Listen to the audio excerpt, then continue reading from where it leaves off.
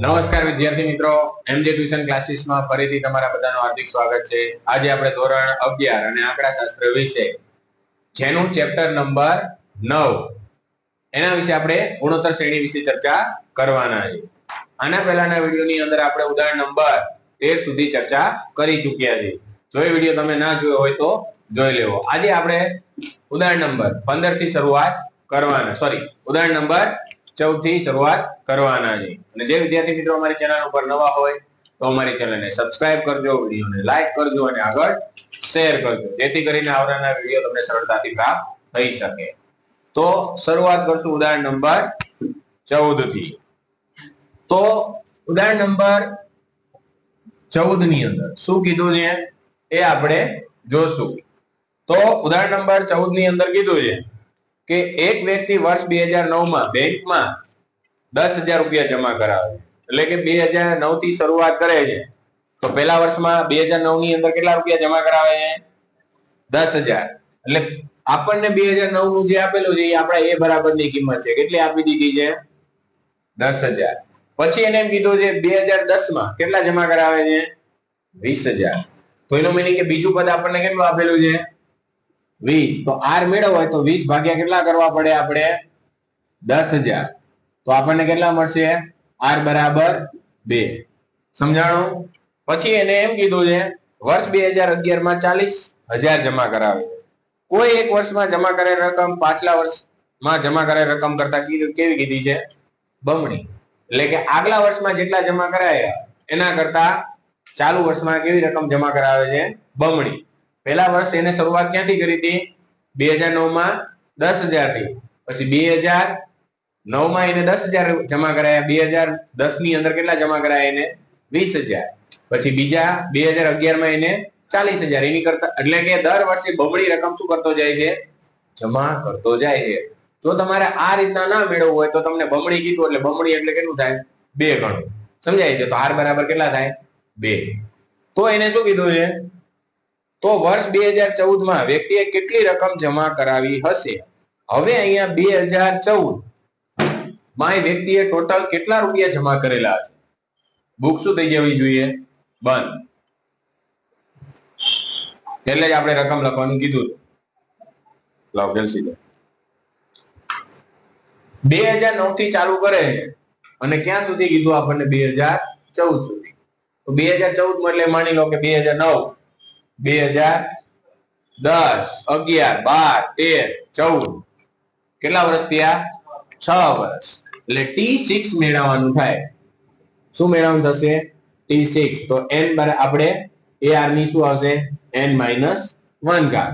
તો અહીંયા a એટલે કેટલા લઈશું આપણે? 10,000. અને r એટલે કેટલા લઈશું? 2. એમાંથી 6 માંથી કેટલા બાદ કરશું આપણે? 1. તો 10,000 ગુણ્યા કેટલા કરશું આપણે? 2/5 ઘાત. એટલે કેટલા મળશે અહીંયા?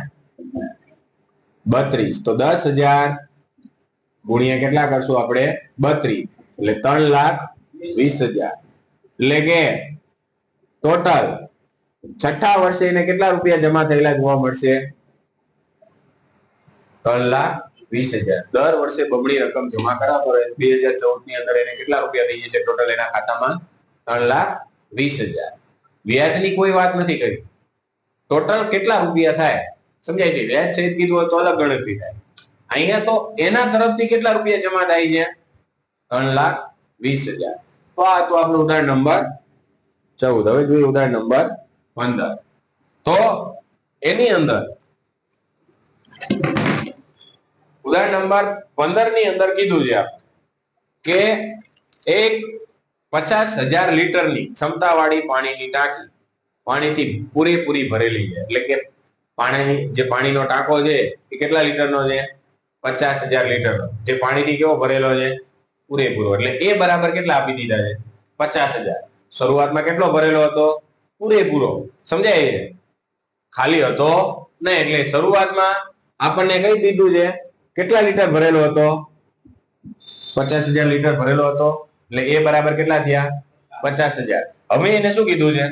લીકેજના કારણે દર અઠવાડિયે પાણીનું સ્તર અગાઉના સ્તર કરતા અડધું થતું જાય.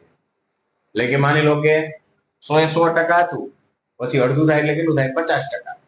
એટલે કે દર અઠવાડિયે એમાંથી પાણી ઘટી ઘટીને કેટલું થાય અડધું થતું જાય.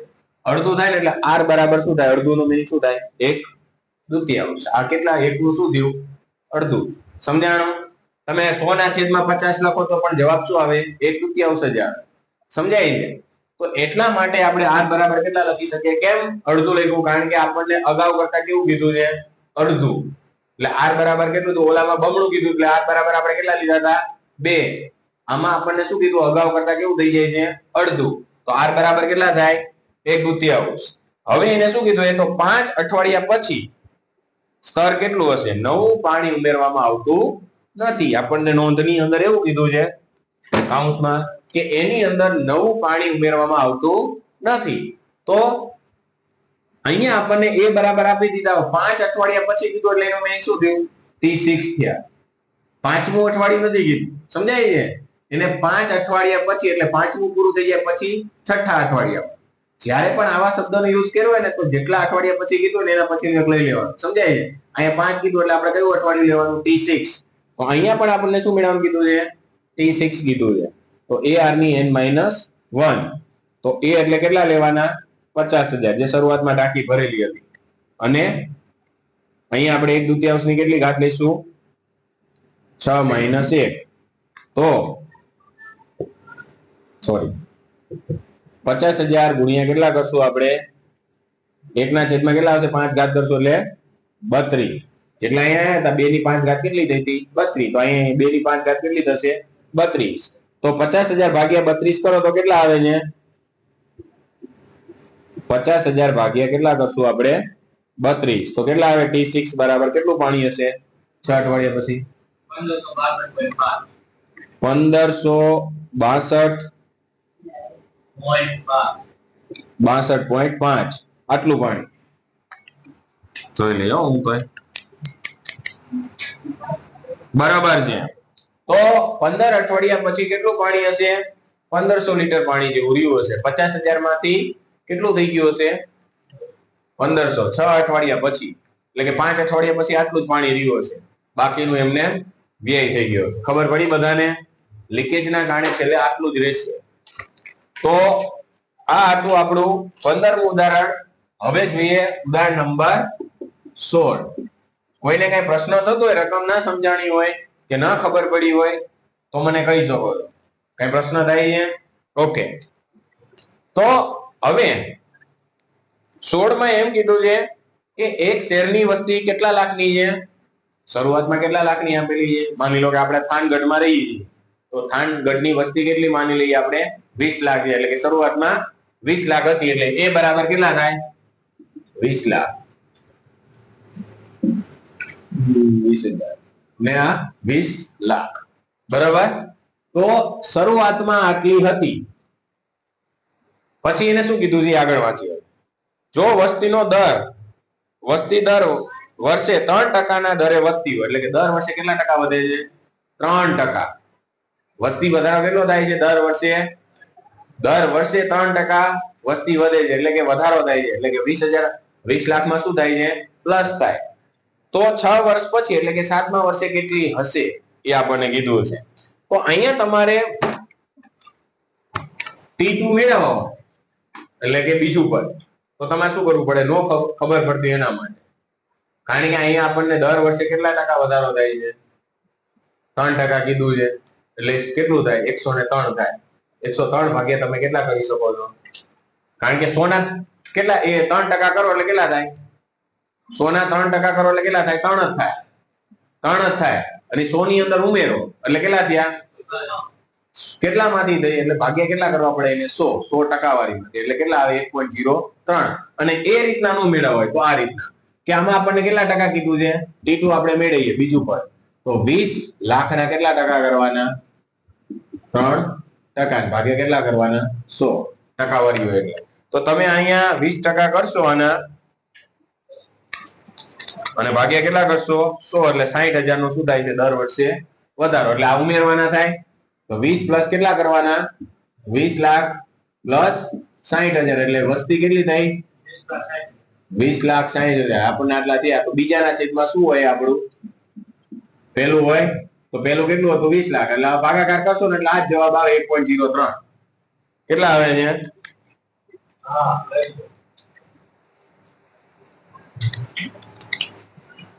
ભાગ્યા આયા 1.03. તો મેં કીધું તો એ જ વસ્તુ થાય એમાં. તો આ શેના બરાબર મળશે આપણને? r બરાબર શેના બરાબર?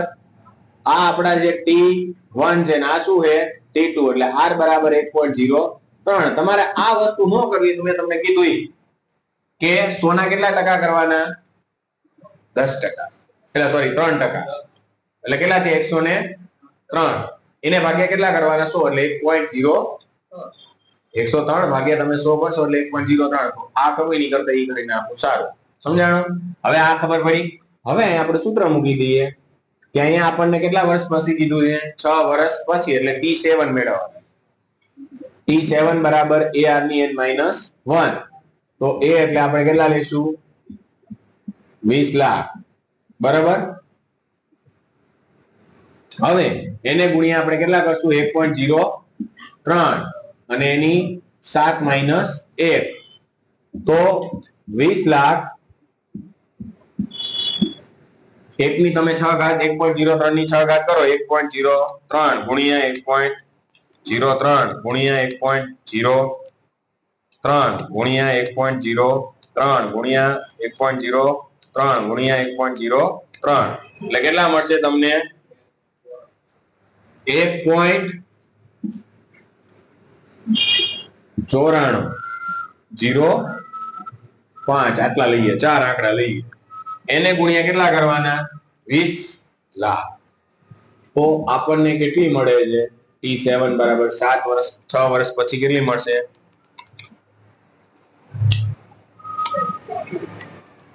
તો 2388 104.59. એટલે કે 23,88,104.59. આટલા 7 વર્ષ પછી થાનગઢની વસ્તી આટલી બધી થઈ જશે. શરૂઆતમાં કેટલી હતી? 20 લાખ, અને 7 વર્ષ પછી કેટલી થઈ જશે? 23,88,104. સમજાણું? આ તો આપણે એક્ઝામ્પલ લીધું છે, સમજાય છે? આપણી તો થાનની હજી તો 1.5 થી 2 લાખની વસ્તી છે. તો આટલો જવાબ આવવો જોઈએ, 23,88,104.59. બરોબર છે. તો આપણું ઉદાહરણ નંબર 16. હવે જોઈએ ઉદાહરણ નંબર 17. આની અંદર કઈ પ્રશ્ન છે ભાઈ કે કઈ રીતના આવ્યું? તમને એમ કીધું કે 5 વર્ષ પછી, 6 વર્ષ પછી, 5 વર્ષ પછી કીધું હોય તો t6 મેળવવાનું, 6 વર્ષ પછી કીધું હોય તો t7. પછી શબ્દ યુઝ કર્યો હોય તો એના પછીનું વર્ષ લેવાનું. સમજાણું? હવે અહીંયા ધ્યાન. હવે આપણને મશીનના ઘસારાનો દર 15% રાખવાનું એવું સરકાર નક્કી કરે છે. જો મશીનની ખરીદ કિંમત, એટલે કે શરૂઆતમાં મશીનની ખરીદ કિંમત કેટલી હતી? 50,000. હવે હું તમને એકાઉન્ટના થોડા પ્રશ્ન પૂછીશ એટલે ખબર પડે તમને એકાઉન્ટ કેટલું આવડે છે. તો કેટલા વર્ષ પછી કીધું છે? 7 વર્ષ પછી મશીનની કિંમત કેટલી હશે? એટલે આપણે t8 મેળવવાના કીધા છે. હવે મને એમ કહો કે ઘસારો કોને કહેવાય? એનો જે પણ સાચવવાનો ખર્ચ રહ્યો ને એ આપણો શું છે? ઘસારો. સમજાય? માની લો કે મારી પાસે મશીન એટલે એક પ્રકારનું બાઇક છે, ગમી. સમજાય છે? માની લો કે આ મકાન જ છે. મકાન ઉપર ઘસારો આપણે કઈ રીતના ગણીએ કે ભાઈ કલર કામ કરાવ્યો અથવા તો સુધારો કરાવ્યો, એ આપણો શું છે? ઘસારો. રંગ રોગાન કરાવો એ પણ શું છે? તમારો ઘસારો. કે ઘર સાચવવા માટે શું થાય છે? ખર્ચ થાય છે. તમે બાઇક રાખો છો તો બાઇક પાછળ તમે રિપેરિંગ કરાવશો, પેટ્રોલ તો અલગ ઈંધણમાં, પણ તમે એને માની લો કે બ્રેક તૂટી ગઈ, પછી આપણે શું કહેવાય બ્રેક પટ્ટાની બધું બદલાયું, ઓઇલ બદલાયું, આ શું છે? આપણા માટે ઘસારો છે. આપણે એને સર્વિસ કરાવીએ છીએ તો આપણે એને સાચવવાનો શું છે? ખર્ચ છે, જેને આપણે શું કહીએ છીએ? ઘસારો. તો ઘસારો હંમેશા મશીનમાંથી શું થાય? બાદ થાય. તો અહીંયા દર વર્ષે કેટલા ટકા ઘસારો રાખવાનો કીધો છે? 15%. ખરીદ કિંમત કેટલી હતી મશીનની શરૂઆતમાં? 50,000. તો બીજા વર્ષે એની મશીનની ખરીદ કિંમત કેટલી થઈ જશે? 15% કીધું છે. તો તમે આના તમે 15% કરો એટલે t2 બરાબર, એટલે બીજું પદ મળશે. આના તમારે કેટલા? 50,000 ના કેટલા કરવાના? 15%. એટલે કેટલા થયા? 7,500 તમને મળે છે. જે 50,000 માં શું કરવા પડે? તમારે માઇનસ કરવા પડે, પ્લસ ના થાય. સોરી, ઘસારો શું થાય? માઇનસ થાય. તો 50,000 માંથી તમારે કેટલા મળ્યા હતા? 7,500. તો 50,000 માંથી તમે 7,500 બાદ કરીએ એટલે આપણને T2 બરાબર કેટલા મળશે? 42,500. તો આ આપણું બીજું પદ છે. તો R મેળવવા માટેનું સૂત્ર શું છે કે બીજાના એટલે કે 42,500 ભાગ્યા કેટલા કરવા પડે? 50,000. બીજાના છેદમાં શું થાય? પહેલું. તો R બરાબર શું મળશે? 0.85. જો આમ ન કરવું હોય તો સિમ્પલ વસ્તુ કે તમારે કેટલા ટકા આપેલો છે ઘસારો? 15%. 100 ના 15% એટલે કેટલા થાય? 15% થાય. 100 માંથી ઘસારો શું થાય? બાદ થાય. એટલે કેટલા મળ્યા? 85. 85 ભાગ્યા કેટલા કરવાના? 100. એટલે કેટલા મળશે? 0.85. તમારે આ કરવું હોય તો ભલે, અને તમારે 100 ના 15% કરવા હોય તો ભલે. બંને રીતે તમને શું મળશે? 0.85. શેના બરાબર? R બરાબર. ઓલામાં ડાયરેક્ટ મળી જશે. સમજાય છે કે જ્યારે તમે 100 ના 15% કરશો એટલે કેટલા મળશે? 15. એ 100 માંથી શું કરી દેવાના? બાદ કરવાના. ઘસારો છે એટલે બાદ થાય. આમાં આપણે વસ્તીમાં શું કર્યા હતા? પ્લસ કર્યા હતા. સમજાય છે? આમાં ઘસારો શું થાય? કોઈ પણ વસ્તુનો ઘસારો શું થાય? બાદ થાય. તો ઘસારો બાદ પછીની જે રકમ આવે એને ભાગ્યા કેટલા કરી નાખવાના? 100.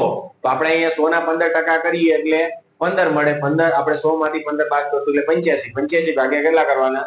100. એટલે 0.85. તમે આ પણ કરી શકો છો, એ તમારે કરવું.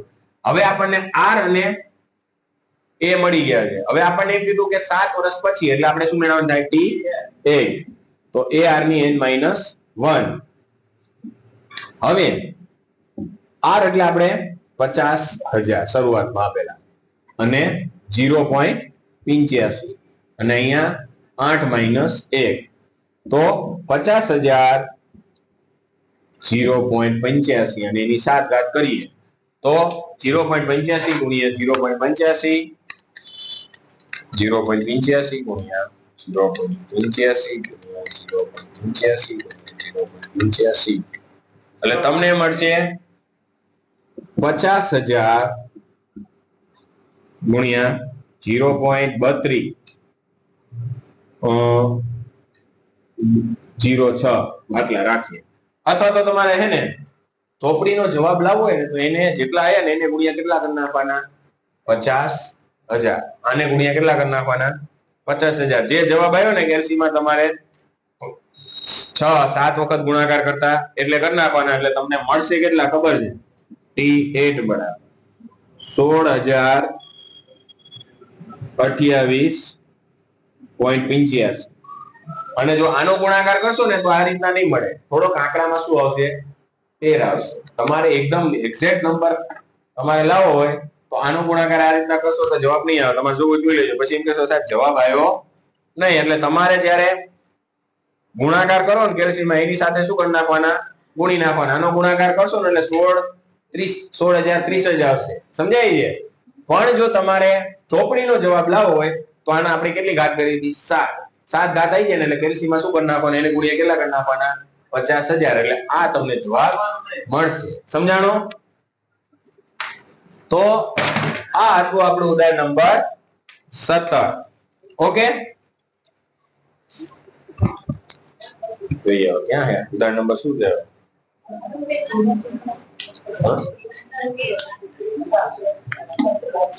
જવાબ કેટલો? 16,28.85 બરોબર છે. એટલે તમારે 7 ઘાત ગુણ્યા ડાયરેક્ટ શું કરી નાખવાનું? 50,000. સમજાણું? આમાં તમે એ જ કરી શકો. ક્યાં ગયો આપણે? આમાં પણ જે જવાબ આવે એને ગુણ્યા કેટલા કરી નાખવાના? 20 લાખ. સમજાણું? તો જવાબ ક્યાં આવશે? આ સાહેબ. તો હવે પછીના ઉદાહરણની ચર્ચા આપણે નેક્સ્ટ વિડીયોની અંદર કરશું.